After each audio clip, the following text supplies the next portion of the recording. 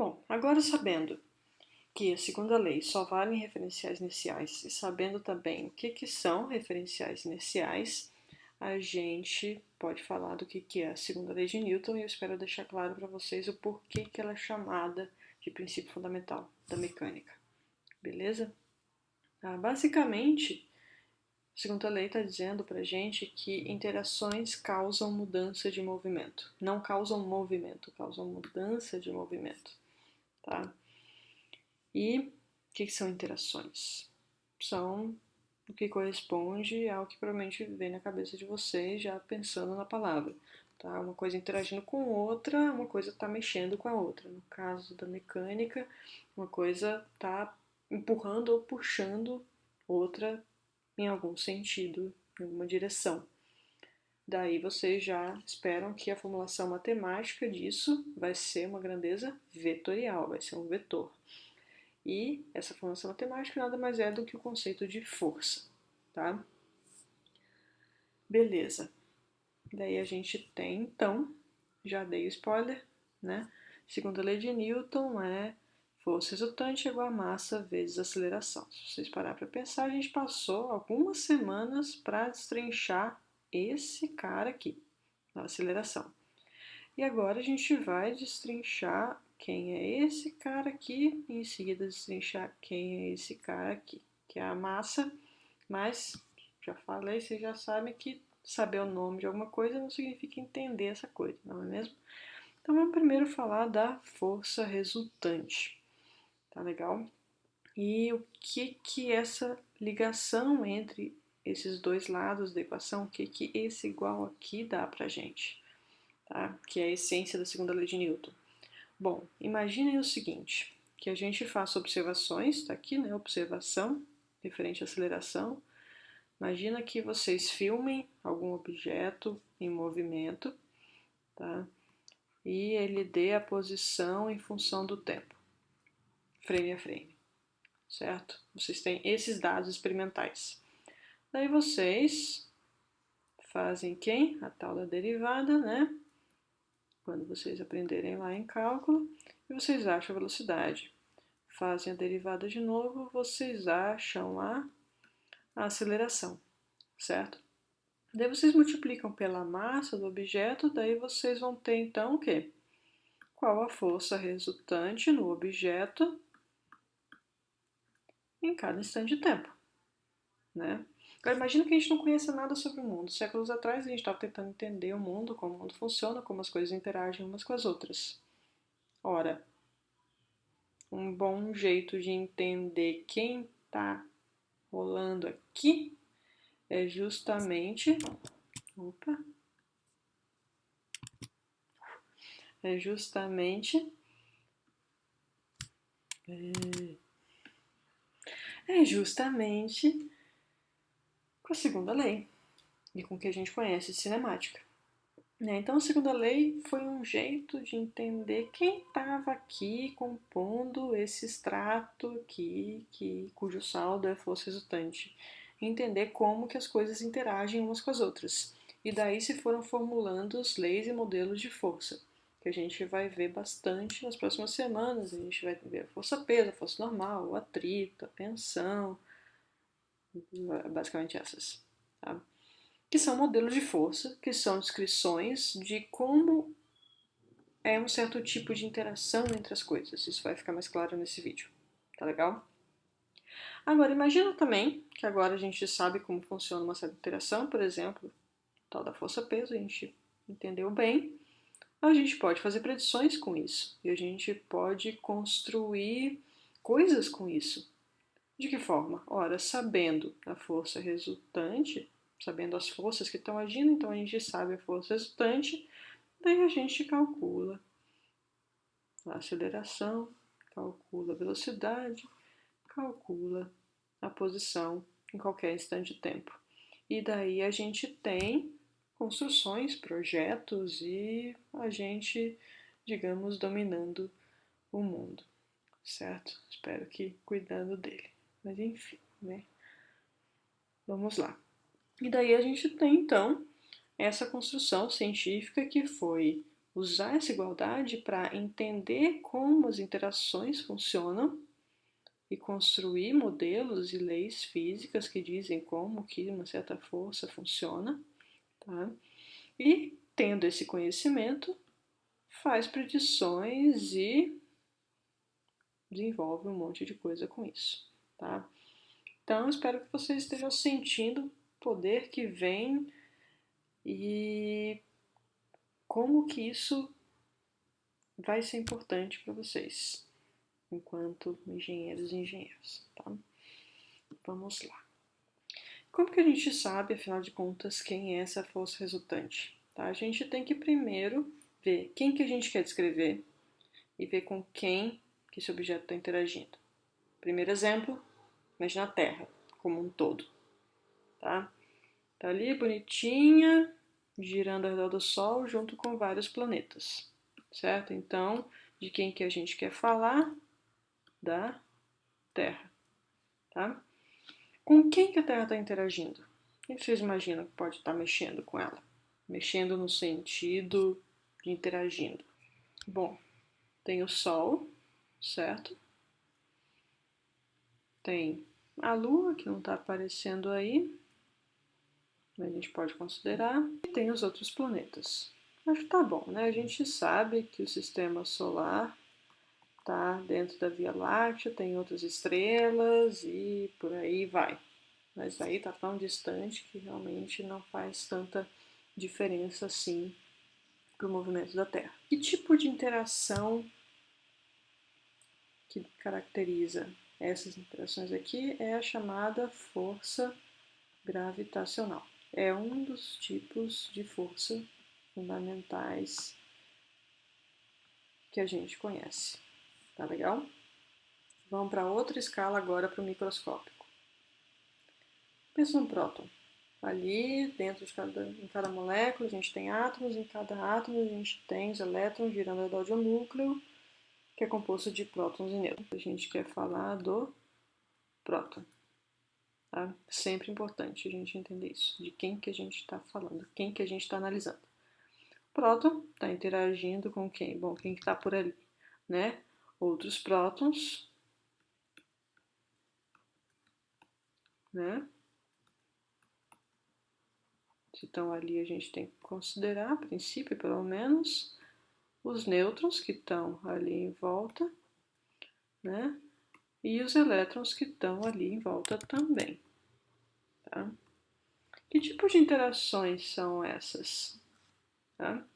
Vocês devem pensar na interação eletromagnética, certo? Lá da força elétrica entre prótons e de prótons com elétrons. Perfeito. Tá ali sim. Claro que vocês vão ver direitinho lá em Física 3 como isso funciona em mais detalhes. Mas tem outros tipos de força, outros dois tipos de força fundamentais que estão em jogo ali, que é a tal da força forte, que ela é responsável por fazer o núcleo atômico ser coeso. Tá? Afinal de contas, tem ali prótons juntos uns dos outros, e como é que não repele? Como é que o núcleo atômico é estável? Os nêutrons estão ali, também participando disso, e próton com próton também tem a força forte. Ela ganhou esse nome justamente porque ela é forte o suficiente para manter o núcleo estável, tá? E tem uma descrição só no mundo microscópico. Assim como o outro tipo de interação, curiosamente chamada de força fraca, que também é uma interação entre essas partículas, que é responsável por decaimentos como esse daqui, tá? Não vou nem me arriscar a escrever via lei de Newton, porque isso está além do domínio de validade das leis de Newton, tá? Só versões melhoradas da mecânica newtoniana que são capazes de descrever, tá? Significa que a lei de Newton está tudo errado? Não. Significa só que não se aplica a este caso. Mas a ideia de quem está interagindo com quem a gente ainda pode explorar, tá legal? Indo para o pé no chão, o que a gente, nosso próximo sistema é a nossa querida Chloe, que é o nome da menininha do meme, tá? Vamos lá. Com quem que ela está interagindo? Que objetos estão em volta dela? Bom, primeiro talvez que a gente pense é essa cadeirinha, certo? Beleza, o que mais? Vocês devem ter pensado no peso. O peso, tudo bem que a gente vai ver de novo, spoiler, um atrás do outro. Tá? O peso é uma força que a Terra, o planeta como um todo, está fazendo nela e na gente também. Tá? Então, Terra aqui, com T maiúsculo, que é o planeta todo. Que mais? Percebem que o que a gente está construindo aqui é olhar o mundo. Olhar o mundo e entender o que está acontecendo. Tem mais nada perto dela? Ah, tem o ar. Ah, mas o ar não está interagindo e tal. Bom, tá. Se é relevante ou não para o movimento da Chloe como um todo, daí é outra história. Mas que está interagindo, tá. Então vamos colocar aqui. Tá? Como que são essas interações? O ar, basicamente, a gente tem moléculas de ar aqui batendo na gente o tempo inteiro, batendo nas paredes. É isso, inclusive, que caracteriza o que a gente chama de pressão atmosférica. Tá? Bom, maravilha. Que tipo de interação são essas moléculas batendo umas nas outras? No final das contas, é interação eletromagnética. No fundo, é eletromagnética. Tá? E a da cadeira? O que está acontecendo ali que ela está sentando na cadeira? Ou se vocês quiserem, se vocês estiverem sentados, deitados, enfim, né? Bom, vocês estão sentados ou deitados em algum lugar, vocês estão sendo apoiados por alguma superfície, certo? O que está acontecendo ali? Talvez vocês já tenham cedido à tentação de chamar de força normal, certo? Mas depois a gente vê isso. O que está acontecendo no mundo? Se eu estou apoiando aqui na mesa, esse apoio é uma interação do meu cotovelo, aqui no caso, com a mesa. O que está acontecendo? As moléculas do meu cotovelo estão bem pertinho das moléculas da mesa. Bem pertinho. Só que não dá pra ficar inteiramente perto, senão atravessava, certo? Se atravessar, basicamente, ou eu quebrava o cotovelo ou eu quebrava a mesa, certo? Mas não tá quebrando. Não tá quebrando por quê? Porque ambos os corpos estão mantendo a sua integridade enquanto objeto, certo? Isso acontece porque as moléculas estão ali se empurrando. Basicamente, essas forças são as moléculas, essas forças de contato, no caso a força normal, vai ser as moléculas falando: epa, peraí, aqui sou eu, daqui não passa. Mó guerra ali rolando, microscopicamente a gente nem tá vendo. A gente tá vendo a manifestação macroscópica disso, que no caso vai ser a tal da força normal. Tá? No fundo, ainda é uma interação eletromagnética. E a força que a Terra faz na Chloe é eletromagnética? Não. É o mesmo tipo de força que a Terra faz na Lua, nos outros planetas, que o Sol faz na Terra e por aí vai, que é gravitacional. Tá? E a gente vai querer saber os detalhes disso tudo? Não. Não para os nossos propósitos em Física 1. Tá? A gente quer saber aqui da manifestação macroscópica desses efeitos, do que está acontecendo. É bom para vocês entenderem o mundo, construírem esse olhar para aplicar bem as leis de Newton, ter uma noção do que está acontecendo ali. Porque é essa leitura de mundo que vai fazer com que vocês façam a associação correta entre uma interação e o vetor força que representa essa interação. Vejamos o seguinte, esse vetor aqui, do jeito que ele está, ele representa bem a interação que a Terra faz na Chloe? Bom, a humanidade fez vários experimentos que fizeram a gente entender que a Terra puxa a gente para baixo. Então aqui é a força na Chloe feita pela Terra. Lembrando que a gente vai tratar a Chloe pobrezinha como um pontinho. Aqui está a Chloe vista de bem longe. E a gente desenhou ali, formulou a força que a Terra faz na Chloe. Tá? Bom, e a cadeira? Para onde que tá a força que a cadeira faz na Chloe? A gente vai construir um entendimento de para onde está essa força, certo? Está apoiando para cima, pode estar apoiando um pouquinho para o lado, não sei, não é mesmo? Bom, não quero supor muita coisa, porque a gente vai ver a força normal depois. Aqui é a força na Chloe feita pela cadeira. Tá aqui. E a força que o ar faz nela, eu vou ignorar nesse ponto, tá? Porque força que o ar faz em objetos vai ser mais relevante quando a gente for revisitar de forma só qualitativa o lançamento de projéteis com resistência do ar. Vocês viram que faz diferença, certo? Mas isso vai ser mais para frente. O ponto todo agora é qual é o passo que a gente vai fazer para usar a lei de Newton, para aplicar corretamente a lei de Newton. Primeiro, a gente tem que identificar quem é o nosso sistema.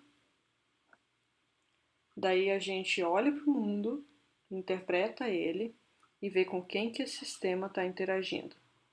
Tá? Tá interagindo com um que faz uma força para cá, tá interagindo com outro que faz uma força para cá, dá nomes diferentes para coisas diferentes e tem uma outra força para cá, F3. A gente vê, bom, só tem esses 3 corpos ali na vizinhança com o qual o nosso corpo de interesse, esse pontinho aqui, está interagindo. Beleza, só tendo essas 3, a gente tem o extrato. F1, F2 e F3, esses vetores. Qual é a força resultante? Vai ser o saldo. Esse saldo é vetorial, então vai ser a soma vetorial dessas 3 forças. Tá? Então, se alguém sentir que precisa revisar vetores, importantíssimo, recomendadíssimo. Tá legal?